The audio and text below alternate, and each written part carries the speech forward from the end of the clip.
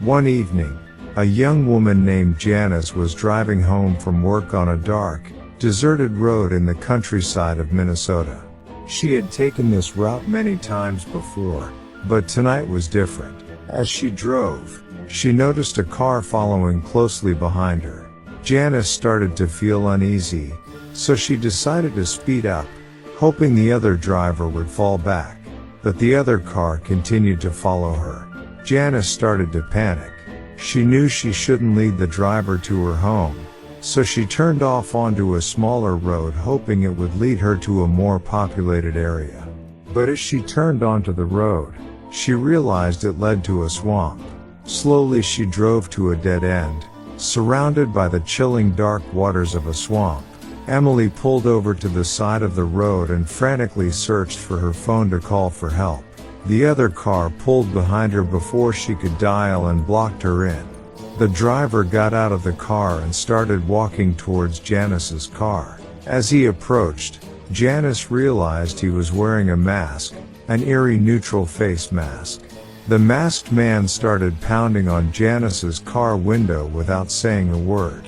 Janice was frozen in fear.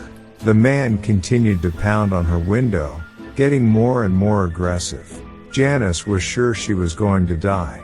Suddenly, a car came speeding down the road and pulled up behind the masked man's car.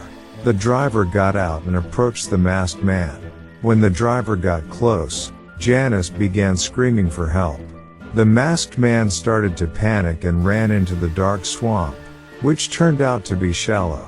The other driver helped Janice call the police and stayed with her until they arrived. She never found out who the masked man was, and the car he left behind was reported stolen. Janice never forgot the terror of that night. It was a dark and stormy night, and a family was settling in for the evening in their old farmhouse in Alabama they had just bought as a vacation house. The parents and their 2 children gathered around the fire, playing games and telling stories, when they heard strange noises from upstairs. At first, they tried to ignore the sounds, chalking it up to the old house settling. But they knew something was wrong as the noises grew louder and more frequent. The father went upstairs to investigate while the rest of the family huddled together in fear. After a few minutes, the father returned, looking pale and shaken. He said he had heard footsteps in the hallway, but when he turned on the light, no one was there. The family tried to brush it off but couldn't shake the feeling that they were not alone in the house. As the night went on, the noises continued. Doors would slam shut on their own, objects would move by themselves, and strange whispers could be heard throughout the house. The family gathered together in one bed, too scared to leave.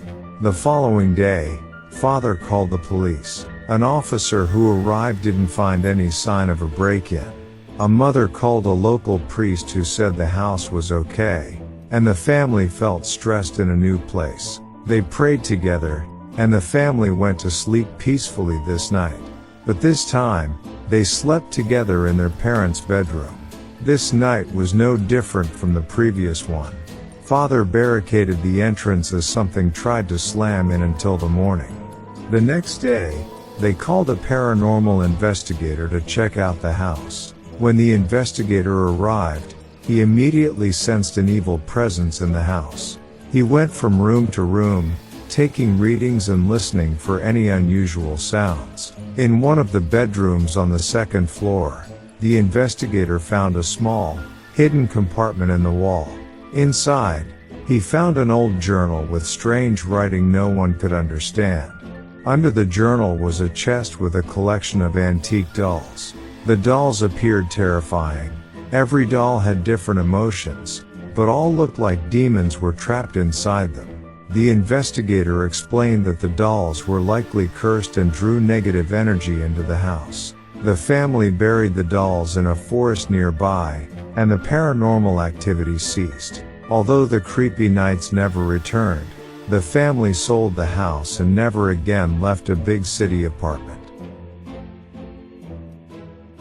3 boys were hiking deep in the woods of Oregon, far from any civilization. They had been hiking for hours when suddenly stumbled upon an abandoned cabin. Despite the eerie feeling the cabin gave them, the group decided to explore it. They cautiously went inside, noticing the thick layers of cobwebs and dust. The cabin was fully furnished but seemed to be abandoned for years. As they continued to explore, they found an old photo album filled with pictures of a family from decades ago. The pictures seemed to have been taken during happy times, but the family members looked sad and scared. Suddenly, the group heard a loud noise coming from upstairs. They nervously made their way up the creaky stairs and found a locked door. Despite their unease, one of the friends managed to pick the lock and open the door. Inside was a small, cramped room with a single mattress on the floor and a few food scraps on the table. It was clear that someone had been living there recently. As they continued to explore the room, they found a diary hidden under the mattress. The diary belonged to a young girl named Alice. The boys began reading from the last page. "Dear diary, it's been another long day here in this terrible place. I don't know how much longer I can take it. The man who locked me here is so cruel and abusive. He barely gives me enough food to survive, and I'm always cold and scared. I've tried to escape many times, but he always catches me. I don't know if I'll ever get out of here. Sometimes, I hear him talking to someone on the phone, making plans to take other girls. I pray that someone will find me and rescue me from this nightmare. I miss my family so much. I hope they know I love them and am still alive. I have to believe that I'll see them again someday. Until then, I'll keep fighting and trying to survive. I have to stay strong." The group was horrified and immediately called the police. When the police arrived, they found evidence of recent activity in the cabin, but the kidnapper was long gone. To this day, the group is still haunted by the thought of what might have happened to the young girl and her family. They keep searching for the young girl, talking with the locals, and browsing the history of kidnaps in this area. But no one knows how deep the secret of an abandoned house is hidden. Rose was a journalist who had always been fascinated by the paranormal. She had spent years researching and investigating haunted locations, hoping to catch a glimpse of the otherworldly. 1,000 photos of abandoned houses later, she was desperate to find anything worth news. So when she heard about an abandoned asylum rumored to be haunted, she couldn't resist the temptation to explore it. The asylum was in a neighboring state, so it was already late at night when she arrived. Armed with her camera and a flashlight, Rose entered and was old and decrepit with broken windows and peeling paint. As she went inside, she heard strange noises echoing through the hallways. She started taking pictures, hoping to capture evidence of paranormal activity. As she moved deeper into the asylum, she began to feel a sense of anxiety. It was as if something was watching her, following her every move. Rose knew she had finally found something. Suddenly, her flashlight flickered and died. She tried to turn it back on, but it wouldn't work. As exciting as it was, she knew exploring the abandoned building in the dark was dangerous. So she had to find her way back to the entrance. As she stumbled through the dark, Rose heard whispers coming from behind her. She turned around, but there was nobody there. The whispers grew louder and more menacing, and she started to feel as if she was surrounded by an invisible presence. Finally, she found the entrance and burst out into the night air. She took a deep breath, relieved to leave the haunted asylum. In the car, she looked down at her camera.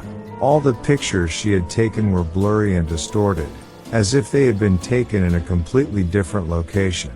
Exhausted, Rose went back home. She was disappointed to have no evidence of paranormal activity left on her camera, but that experience was enough to fulfill her dream.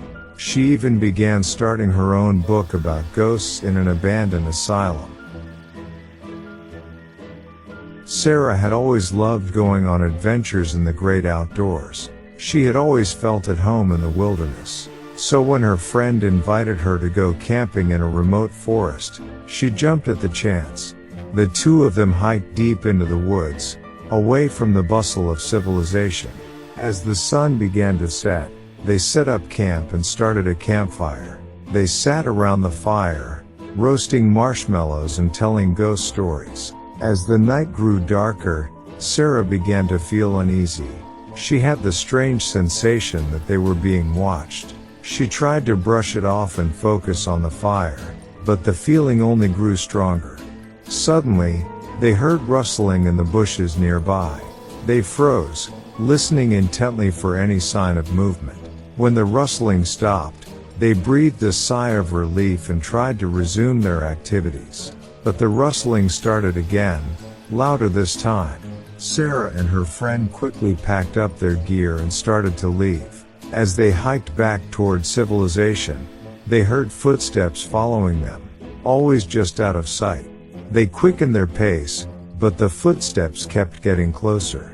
Sarah turned to see who or what was following them, but she saw nothing. Suddenly, she tripped and fell, hitting her head on a rock. When she regained consciousness, she found herself in a dark, unfamiliar room. She tried to stand up, but her hands and feet were bound. She tried to scream, but no sound escaped her gagged mouth. Using her survival skills and wit, Sarah managed to untie herself. Sarah realized she was on the second floor of some sort of ranger's house. The door leading to her room was locked on the outside, but there was a window. After a long pause of concentration and collecting all the strength left, Sarah broke the window, jumped out, and ran as fast as possible. While she was running, she kept hearing footsteps behind her. Or maybe it was her ill mind, tired after the long night. Sarah doesn't remember when she managed to find a highway and get a ride. She drove to a local police station, where she found her friend. He said he lost her in the woods and decided to call for help first. Police found the ranger's house, which appeared abandoned for a long time. Only the room with a broken window and a locked door reminded someone had been there recently. To this day, Sarah is still haunted by the experience. Being kidnapped is dreadful, but what keeps her up at night is the realization that she never saw her kidnapper. What was the scariest story for you? Let us know in the comment section. Remember to like, share, and subscribe, so you can enjoy the excellent content we send your way.